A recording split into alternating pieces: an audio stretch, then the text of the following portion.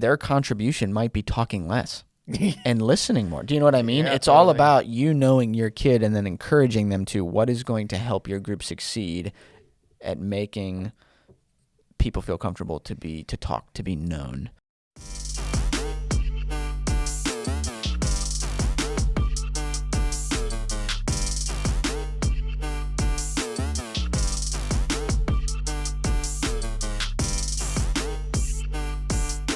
Welcome to the Couch Time Podcast, where we give you tools to connect with your students and point them to Jesus. My name is Ryan. And my name is Aaron. I'm nailing that intro. You got it, dude. Crushing it. Okay. You got it down. Finally.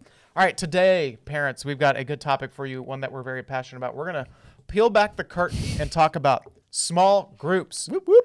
Something that happens. Community groups, small groups. Small groups, community groups.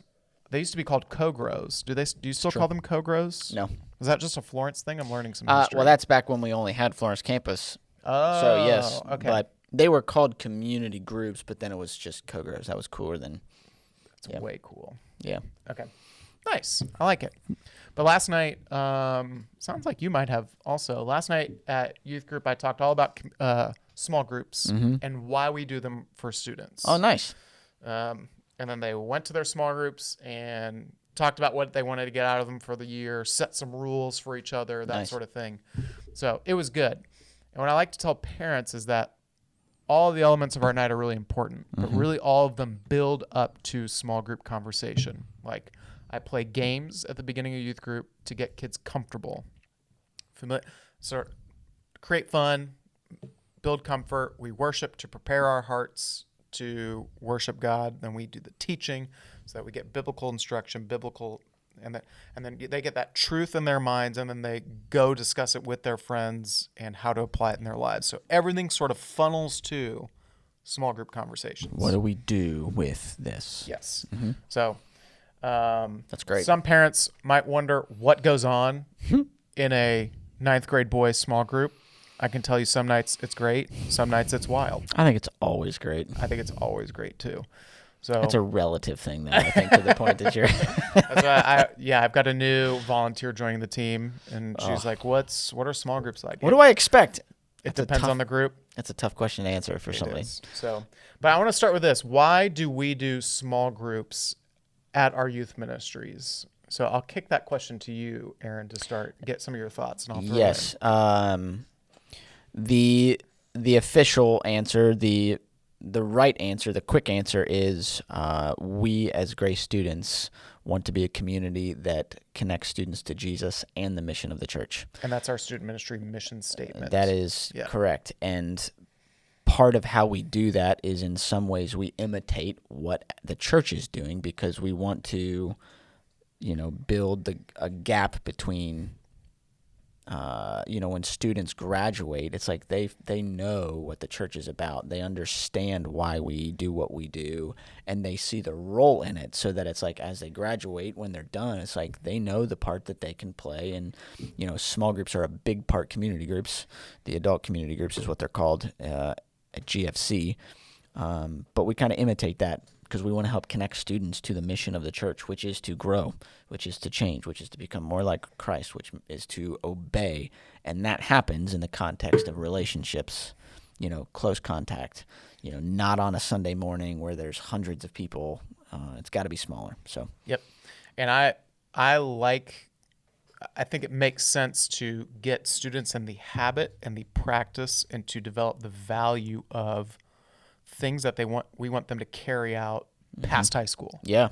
And so it's like when a kid ejects from our ministry and goes off to whatever's after high school, they've been in small group for years. They see the value and the benefit. Yep. They know what it looks like. And it's like, okay, I'm going to college. I'm going to get in community. I'm going to go somewhere where I can hear a church, where I can hear biblical teaching, and then I can talk to it with my friends. And so that creates longevity and keeps kids connected with the church. And so, and then when they graduate from college, get married, go to another, they're in community again. Yeah, Just like talk about it at GFC. And it's not just GFC. It's like tons of churches have small groups and platforms, and it's because what the Bible says to do is in the context of knowing people and being known ourselves. Yep. And it's like being able to let other people carry our burdens, or where do we confess sins?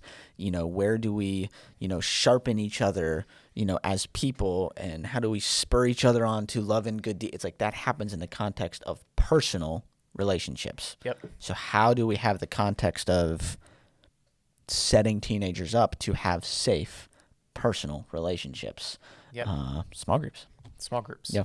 Agreed. So, and we do them as well. Like students need other students in their lives who are going through the same things, similar things, and It's very helpful. how to apply those truths. I also talked about too, like there is so much wisdom in having, like, each of your small groups at Grace Students has an adult in them leading them, at least one adult. So that's a little bit what happens in a small group. They're great. Okay, Aaron, I've got another question. Shoot. How should I frame this? How can parents sort of leverage what's happening in small groups to connect with their kid?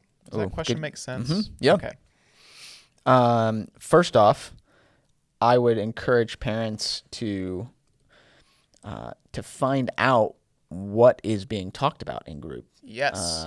So be in the know as Yes. much as possible about what is going on in groups. Now that's hard, Sometimes your kids don't want to talk about it, but ask questions. I think that it's good to try to find out what is being talked about, and genuinely care about what they say they're talking about. Yep. So that's number one. And then number two, I would say a specific question would be something along the lines of, what impact did small group have? And, for a student, it's like it could have been bad. One kid could have dominated the conversation and talked about Spider-Man being the fourth person in the Trinity. It's like, how has that impacted you? It's like, what impact does small group play on you? So you're going to school this week. You're at the dinner table talking as a family. It's like, hey, what happened that impacted you? What is on your mind in regards to small group this past Sunday night at youth? Yep. Kind of thing. Get them thinking about it. Maybe they haven't thought about it since, but bring it back up, and encourage them in the context of the relationships that they're forming on Sunday nights. Yep. I don't know if that makes sense. Makes sense. That's Sweet. I completely agree. I think for parents, leveraging that drive time from Yeah, church back home, like you got that 10-minute drive. While it's still fresh. It's still fresh. Like, hey, what did you guys talk about in small group?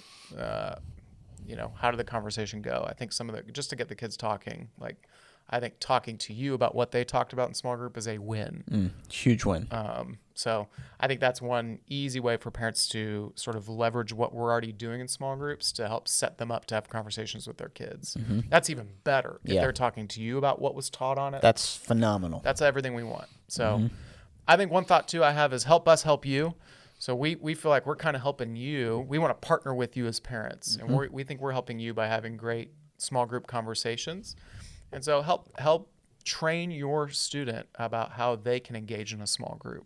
So even like that's huge. If you ask your kid how does small group go, and the kid was like, bad, we didn't talk about anything, which can happen. Classic. Classic. Like, I think coaching kids of like what could your child's role be in small group to like, hey, how did you participate in small group? What role did you play in making it bad? Totally.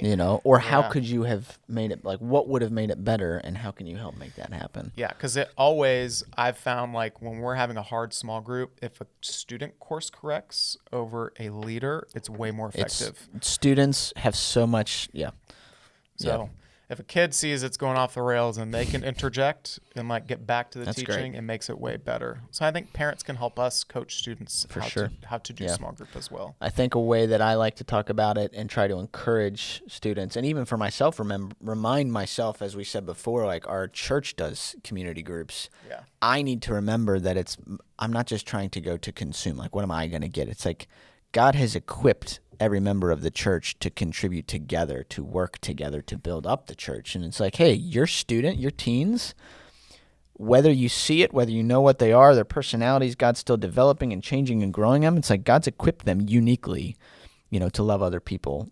But the mindset is, what do they have to offer their group? What are they going to contribute, not just consume in their group? Yep. And then encourage them in that. Yep. And we have some kids will be a consumer in the sense that they're fresh to church and they don't know a whole lot. some students, their small group might be a mission field. Yeah. And like, Yeah. they are leaders in the group. Well, I would say there might be some that are leaders, but your kid might talk a million miles an hour, like, or however you say that, but their contribution might be talking less and listening more. Do you know what I mean? Yeah, It's all totally. about you knowing your kid and then encouraging them to what is going to help your group succeed at making people feel comfortable to talk, to be known. And that might be listening more. Anyway, that's small groups. That's what we do. It's a big heartbeat to our ministry, and it's where we see a lot of life change with students. And there's nothing better for me when a leader comes to me at the end of the night and is like, my small group was awesome. That's so encouraging when that happens. So, and it's encouraging too when parents tell us like, hey, small group sounded like it was great. That's like really encouraging to hear too. So if you hear stories of that from your kids as you're driving home, let us know, because that's encouraging for me. Yeah. So, Yep. Anything else to add, Aaron? I don't think so. We're grateful for our church, for, Yes. the context that we have to do life, with other people in small groups, and, having safe places to be known and to know other people too. It's a blessing. Yep. So we're grateful. It is. We're excited for school year, whole school year of small Very groups. much, yeah. It's going to be good. Yeah. So, all right, that's all we got for you this week. We hope you all have a great week, a great Labor Day weekend. And We are off this next Sunday for youth. So Yes, we are off for youth this Sunday. Don't show up. Yep. But we'll be back on the 12th. All right. We will. Peace out. Have an Thank awesome you. week. Later. Hey, thanks for watching. You can follow us on Instagram at The Couch Time Podcast. Let us know what you thought about the podcast. Also, let us know if there's any topics or things you'd like us to cover. You can comment and email us at podcast@graceky.org. Please like, subscribe, and share the video with other parents.